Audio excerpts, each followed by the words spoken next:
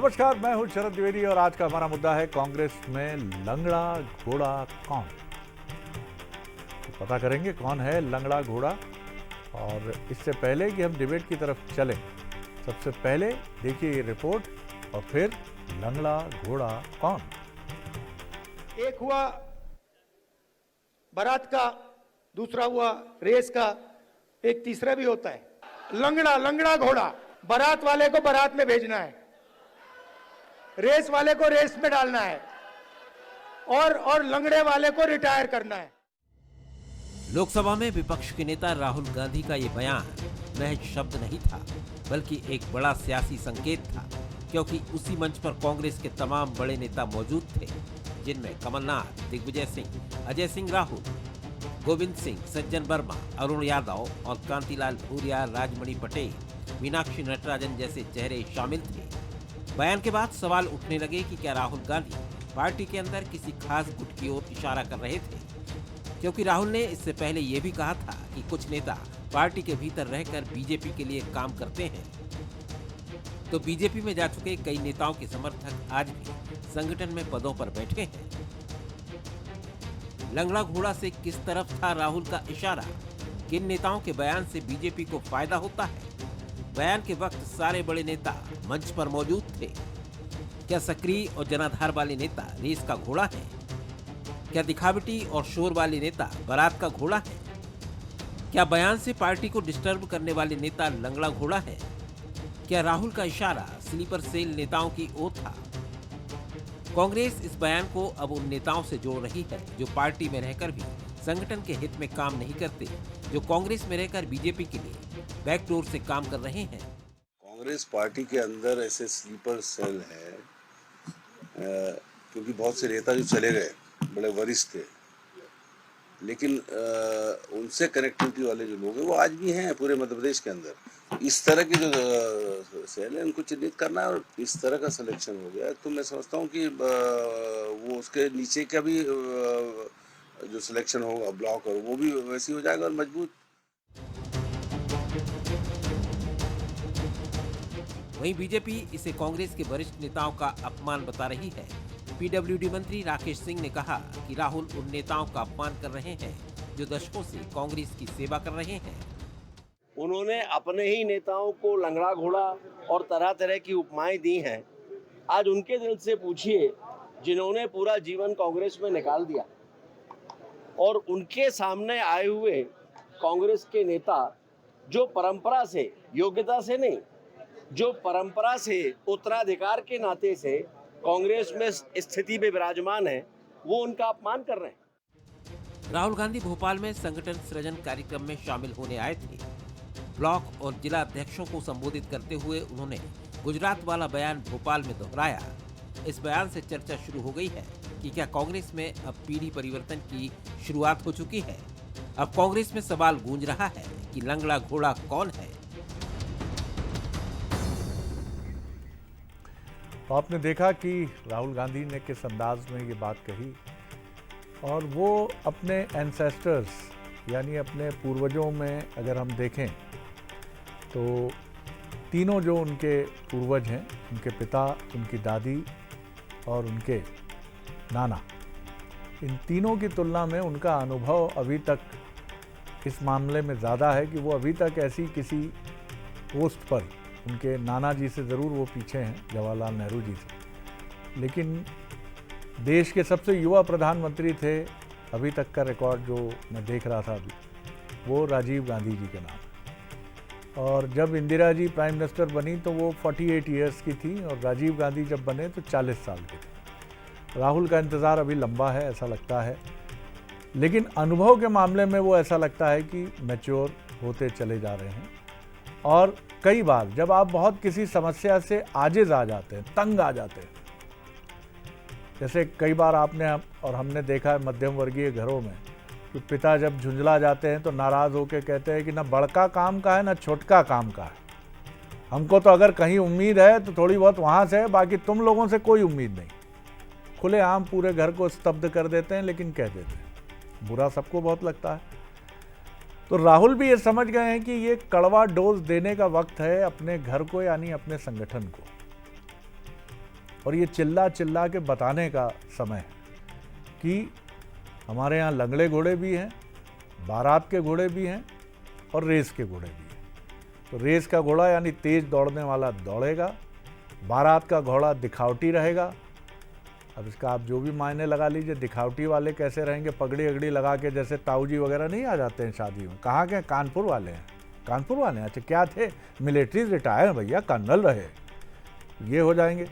और जो तीसरी श्रेणी है कि जो गड़बड़ भी कर रही है, फ्रस्ट्रेशन में दौड़ भी नहीं रही है, और दौड़ रही है तो किसी और के लिए दौड़ रही है, तो उसको बाहर करो, लंगड़े घोड़े को रिटायर करो। बड़ी ज़बरदस्त बात है साहब। बंसल न्यूज़ के सवाल देख लीजिए। लंगड़ा घोड़ा के बहाने क्या राहुल गांधी का इशारा स्लीपर सेल नेताओं की ओर है? और ये भी बड़ा दिलचस्प वर्ड है पीसी शर्मा जी का, स्लीपर सेल, यानी आतंकियों से तुलना है साहब। ऐसे नेता जो रह रहे हैं चुपचाप लेकिन मदद कहीं और की कर रहे हैं। क्या सच में नेता कांग्रेस में रहकर दूसरी पार्टी के लिए काम कर रहे हैं?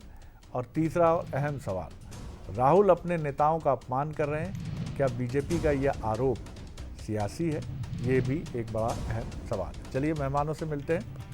स्टूडियो में मेरे साथ हैं शैलेंद्र सिंह राजपूत, हमारे एग्जीक्यूटिव एडिटर, उनका बहुत स्वागत करता हूं। ब्रिज गोपाल लोया जी हैं, सीनियर लीडर हैं, प्रवक्ता हैं भारतीय जनता पार्टी के, उनका बहुत स्वागत है। और शैलेंद्र पटेल जी हैं, सीनियर कांग्रेस लीडर और पूर्व विधायक हैं, उनका भी बहुत स्वागत है। शैलेंद्र, मैं अक्सर एक वाक्य और एक घटना जो मेरे जहन में कौंती है कि कप्तान सिंह सोलंकी ने 2002 के चुनाव के समय कड़वे प्रवचन एक जैन मुनि देते थे और बड़े चर्चा में रहते थे कड़वे प्रवचन उनके, और बहुत जोर जोर से वो बोलते थे। तरुण मुनि जी, तरुण सागर जी। तो कड़वे प्रवचन की तर्ज पर मुझसे कप्तान सिंह सोलंकी जी ने कहा कि आपको आज बड़ी खबर दे रहा हूं, और बड़ी खबर यह है कि भारतीय जनता पार्टी के कार्यकर्ता को ये विश्वास ही नहीं है कि वो मध्य प्रदेश में दिग्विजय सिंह जी की सरकार को अपदस्थ करके बीजेपी की सरकार बना सकता है। मैं चौंक गया। मैंने कहा ये आप क्या कह रहे हैं? अगर आप इस बयान से बोले, मैं हटने वाला नहीं हूं बयान से, बिल्कुल ठीक कहा है मैंने। तो मैंने कहा ये आप कह क्यों रहे हैं जब खबर मेरे लिए तो बहुत बड़ी खबर थी? तो उन्होंने कहा इसलिए कह रहा हूं कि मैं अपने कार्यकर्ताओं के स्वाभिमान को जगाना चाहता हूं। क्या राहुल गांधी भी वही प्रैक्टिस कर रहे हैं? बिल्कुल। कोई अगर लंबी बीमारी हो शरद जी तो कड़वी दवाई देनी पड़ती है, और राहुल ने शायद भोपाल में यही दी। और देखिए कल का जो प्रोग्राम था भोपाल का, मेरे ख्याल से कई सालों में हमने इस तरह का संगठन को लेकर कांग्रेस का प्रोग्राम नहीं देखा। और राहुल गांधी ने जिस चीज़ को समझा, सिर्फ एक पूरा उन्होंने दिन दिया संगठन को, और जिस तरीके से दिया, जिस तरह की मीटिंग अरेंज की गई, जिस तरह की बातें की गई, तो उसमें ये लगता है कि कांग्रेस कुछ सोच रही है। और उनका जो खासतौर से बयान है जो कि रेस का घोड़ा, बारात का घोड़ा और लंगड़ा घोड़ा, तो उसमें कहना तो वो यही चाहते हैं कि जो रेस दौड़ सकता है, यानी जो फील्ड पे काम कर सकता है, वही कांग्रेस को अब आगे ले जाएगा और उसी के लिए मौके हैं। लेकिन बात फंसी उनके लंगड़े घोड़े पर। आखिर ये लंगड़ा घोड़ा कौन है?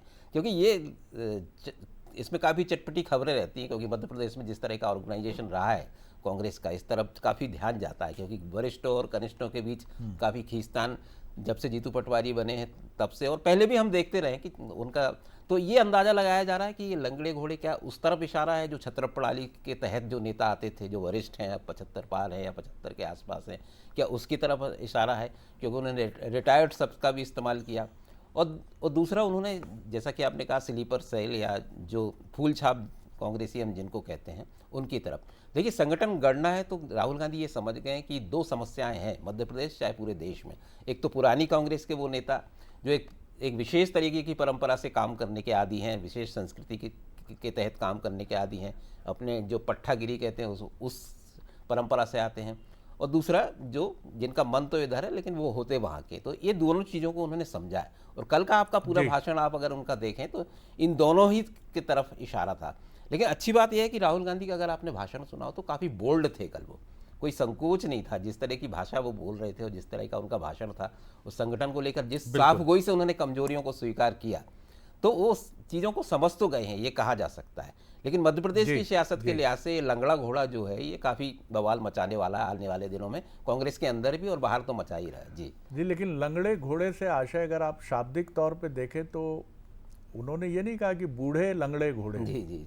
उन्होंने लंगड़े घोड़े कहा। जी जी और लंगड़ा घोड़ा एक फ्रेज है जी, बिल्कुल कि बिल्कुल। घोड़ा जब चल नहीं पाता चल नहीं तो पाता। उसे वो फ्रेज तो खराब है कि गोली मार देनी चाहिए। जी जी और एक फिल्म जो 90 के दशक की है उसका गीत है कि सारी उम्र मैं इस जीवन की दौड़ में भागा दौड़ा, अब किस काम का, अब किस काम का, बूढ़ा हो गया घोड़ा, गोली मारो घोड़े को, गोली मारो। जी तो अब ये भी है, गुलजार साहब कहते हैं गोली मार भेजे में भेजा शोर करता है।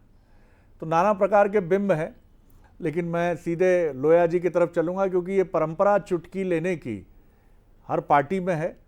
और उनके यहाँ नितिन गडकरी जी के फ्रेज भी खूब सुने जाते हैं, जब वो बोलते हैं तो विधायक चिंतित है कि वो कब आगे बढ़ेगा, मंत्री जी चिंतित हैं कि वो कब आगे बढ़ेंगे, तमाम तरह की चीज़ें हैं। लेकिन ये इनका कई बार लुत्फ भी उठाना चाहिए, लेकिन बीजेपी अपने अलग अंदाज में भी देखती है, उसका अधिकार है। लोया जी।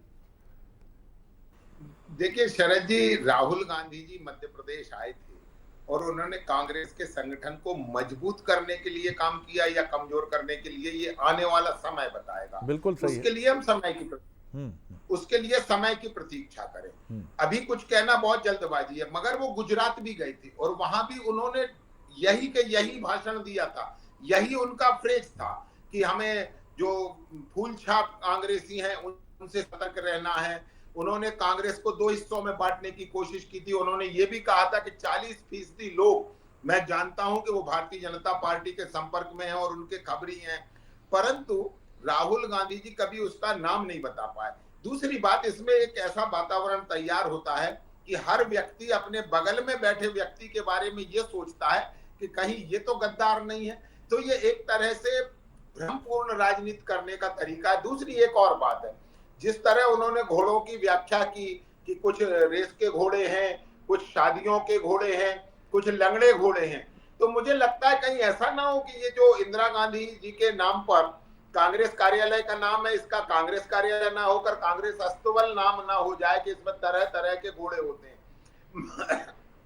मगर राहुल गांधी जी कांग्रेस पार्टी के बारे में चर्चा कर रहे हैं, इसलिए हम बहुत कुछ नहीं कहना चाहते, मगर ये जरूर कहना चाहते हैं कि राहुल गांधी जी, ये कांग्रेस को तो आप मजबूत करिए, मगर उन्हें थोड़ा वैचारिक धरातल पर भी मजबूत करिए, क्योंकि आप भोपाल आकर जिस तरह की बयानबाजी अन्य विषयों पर भी करके गए हैं वो राजनीति में स्वीकार्य नहीं है। और एक बात मैं फिर से कहता हूं, आप विपक्ष हैं, आपको सब कुछ करने का अधिकार है, प्रश्न पूछने का है, उत्तर मांगने का है, परंतु भाषा की मर्यादा भी स्वयं भी सीखिए और अपने पार्टी के कार्यकर्ताओं को भी सिखाइए।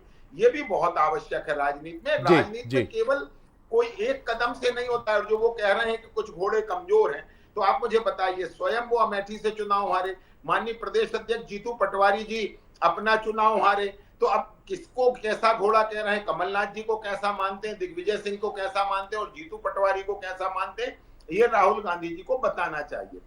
जी शैलेंद्र जी, बात मैं नहीं कह रहा हूँ सही है गलत है, बीजेपी की तरफ से जो तंज कसने की बात है वो अपनी जगह सामने आई ही है, लेकिन ये सही है कि एक जिस तरह से घोड़े का एक फ्रेज सामने आया है, ये बताता है कि कहीं ना कहीं अब ये बात आप पर कटाक्ष और व्यंग के तौर पर आरोपित तो की जाएगी। अब आपके मित्र कह रहे हैं कि क्या अस्तबल नाम ना हो जाए जो आपका प्रदेश कांग्रेस कार्यालय है। फिर ये भी कहा जा रहा है कि घोड़े का वर्गीकरण बताइए, लंगड़ा घोड़ा कौन सा है, बारात का घोड़ा कौन सा है और रेस का घोड़ा कौन सा है।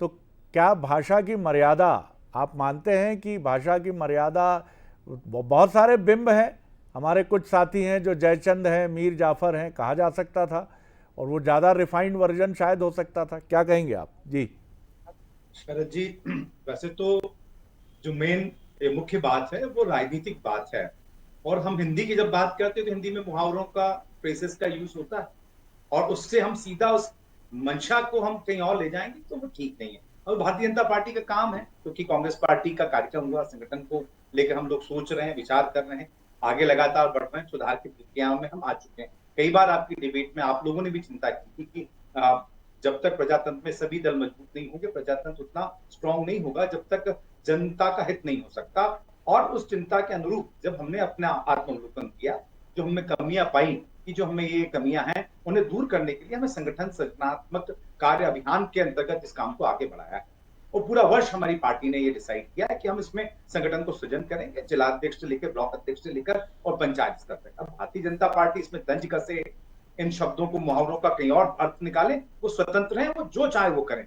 हमारा सिर्फ एक ही काम है, हमें इस एक्सप्लेनेशन में भी नहीं जाना है कि कौन को क्या है। हमारा एक लक्ष्य है कि जो हमारे जिले के अंदर बेस्ट पॉसिबल लोग हैं, जो कि पार्टी के प्रति समर्पित हैं, जो कहीं कॉम्प्रोमाइज नहीं करते हैं, जो कि लगातार पार्टी के लिए काम करना चाहते हैं, आइडियोलॉजी से जुड़े हैं, उनको आगे लेकर आए। जब आप मान रहे हैं कि उन्होंने जो भी कहा है वो एक मुहावरे की शैली में कहा है, तो आप उसका जिक्र क्यों करने से बच रहे हैं? देखिए, कोई जिक्र ये सवाल तो पूछा जाएगा कि दौड़ने वाला घोड़ा कौन सा है, दौड़ने वाला नेता। चलिए मैं पूछता हूं कि दौड़ने वाला नेता कौन सा है? जो नेता चल नहीं पा रहा है, मैं वो भी फ्रेज नहीं बोलूंगा जो राहुल जी ने कहा। कौन नेता है जिसको चलने में मुश्किल हो रही है, और कौन नेता है जो बहुत तेजी से दौड़ रहा है? ये तीन वर्गीकरण तो मान्य है ना सर? देखिए शरद जी, आप जो मतलब है वो निकालें। नहीं सर, मैं तो वही मतलब निकाल रहा हूं जो राहुल जी ने निकाला है। देखिए शरद जी, आप कहिए हमारा काम क्या है, पार्टी क्या सोच रही है? पार्टी सोच रही है अपने संगठन को मजबूत करना। पार्टी सोच रही है निश्चित रूप से जो तेज दौड़ेगा, जो पार्टी के लिए समर्पित रहेगा, जो काम करेगा, वो आगे रहेगा। और जो लोग नहीं काम कर रहे हैं या काम करने की इच्छा शक्ति नहीं है या कहीं उनके कॉम्प्रोमाइजिंग स्टेज पे हैं, मतलब राहुल जी ऐसे नेताओं का वर्गीकरण कर चुके होंगे या करना चाहते होंगे पार्टी के प्रदेश संगठन के साथ, है ना सर? निश्चित रूप से जो ऑब्जर्वर्स आए हैं मध्य प्रदेश में, 1 महीने का समय है, और जो कि आपने सुना ही होगा कि कम से कम 7 दिन को देना है, 7 से 15 दिन के बीच में मध्य प्रदेश में रहेंगे, तो सारी ऑब्जर्वेशन निकल कर आएगी।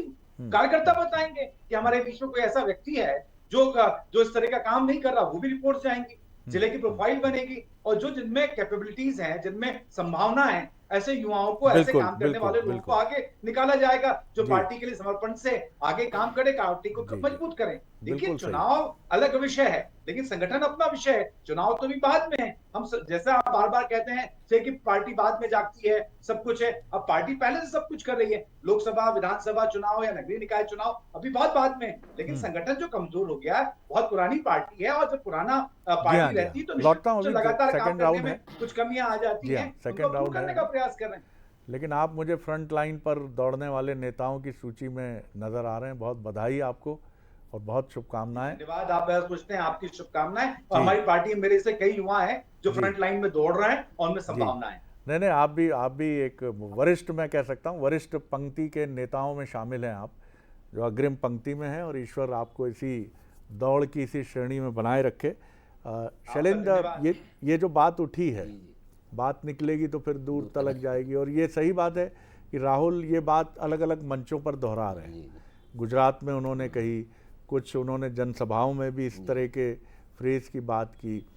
ये एक नाराजगी से निकली हुई रिएक्शन भी लगता है आपको कि उन्होंने सब कुछ देख लिया पार्टी के भीतर, कि अभी सुबह खड़े हैं कांग्रेस के साथ, शाम को बीजेपी के साथ हो गए, अभी यहाँ ये चल रहा है, फिर एकदम से एटीट्यूड ही बदल गया कि किस तरह का, मतलब ये जो उन्होंने बोला है और जिस तरह से वो बोला, अच्छा मैंने देखा वो जो बोलते हैं उससे पीछे कभी नहीं होते। बिल्कुल जी, जैसा आप अभी प्रोग्राम के शुरू में बोल रहे थे कि अनुभव के मामले में मेरे ख्याल से राहुल गांधी फैमिली में देखे तो सबसे ज़्यादा अनुभव उनको हो गया है, तो ये उस अनुभव से उन्होंने सीखा है, और मुझे लगता है कि उन्होंने ये बात समझ ली है कि किस आदमी या किस नेता का इस्तेमाल कहाँ करना है। देखिए, फील्ड में जब कोई टीम उतरती है तो उसकी जीत इसी पर निर्भर करती है कि उसका प्लेसमेंट कैसा है, उसके प्लेयर्स का प्लेसमेंट कैसा है, कि कौन सा खिलाड़ी किस पोजीशन पे है। तो ये उन्होंने समझा है शायद, क्योंकि इतने अगर वो काम कर रहे हैं पिछले 1 साल से, तो हम देख रहे हैं कि संगठन पे उन्होंने काफ़ी ध्यान दिया है, तो वो प्लेसमेंट समझ रहे हैं। तो मुझे लगता है कि जो उनका ये बयान था उसको ऐसे ही लिया जाना चाहिए कि किस नेता की ज़रूरत कहाँ पर है, और ये उन्होंने बीजेपी से भी सीखा है, क्योंकि बीजेपी इसमें माहिर है, किस नेता का इस्तेमाल कहाँ कैसे करना है, वो उसे बड़े अच्छे से आता है। तो ये पूरी कवायद जो कांग्रेस को जो संगठन सृजन की जो बात हो रही है, वो काफ़ी प्रभावित है बीजेपी से, और होना भी चाहिए, क्योंकि राजनीतिक दल एक दूसरे से सीखते हैं। तो मुझे लगता है शरद जी, राहुल गांधी ने ये चीज़ बड़े अच्छे से समझी है, और कल का अगर हम भाषण अगर हम उनका पूरा देखें तो संगठन के बारे में उन्होंने जो भी बात कही वो बड़ी मार्के की बातें थी, बड़ी टू द पॉइंट थे, और वो समझ रहे थे चीज़ों को, कमजोरियों को, और उसका सलूशन क्या है उस पर भी बात कर रहे थे। तो एक दिशा में जाते हुए वो दिख रहे हैं, वो संगठन भी दिख रहा है, तो ये अच्छी बात है।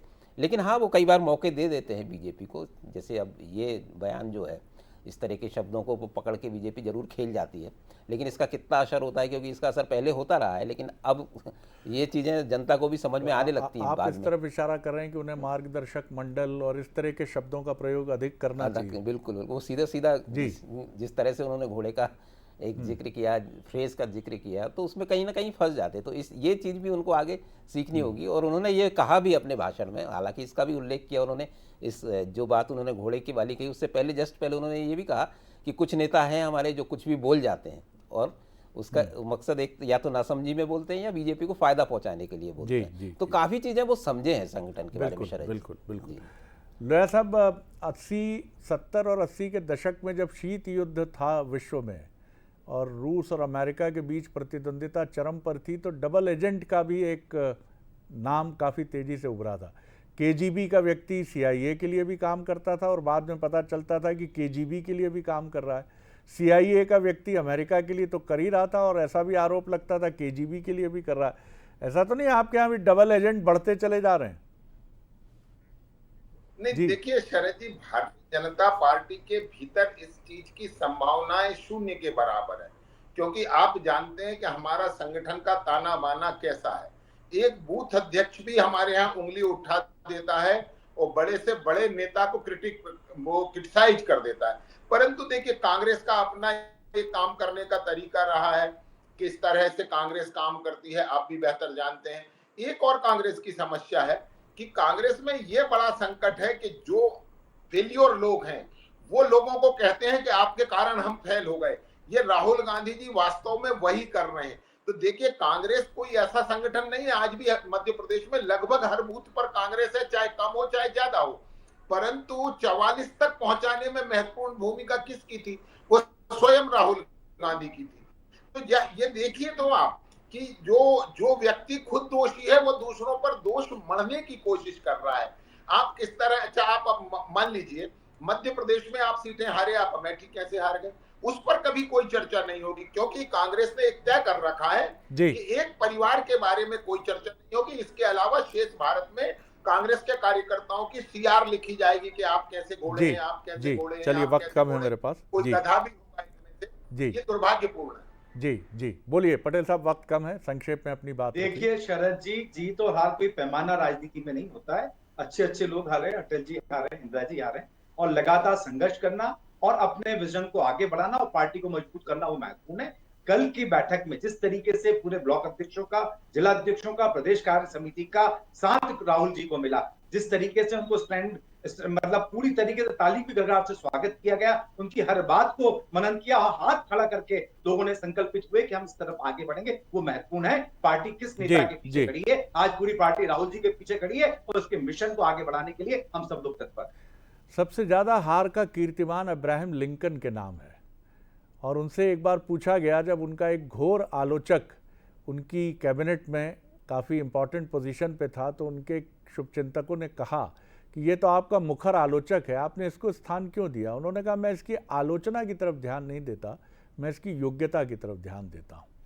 राहुल गांधी अपने पूर्ववर्ती अपनी दादी और पिता की तुलना में सत्ता, सुख और सफलता से अभी तक दूर है।